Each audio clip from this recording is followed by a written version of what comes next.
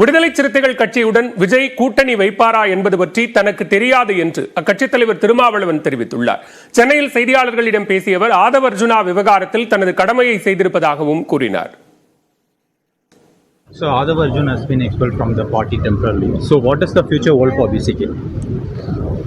I have done my duty. You ask him what he will be reacting. Do you still stand by power sharing? It is our principle, but we will find a strategy to obtain. But this is not the election. This is not the high time to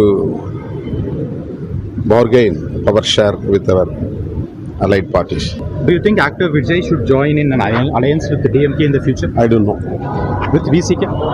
I don't know.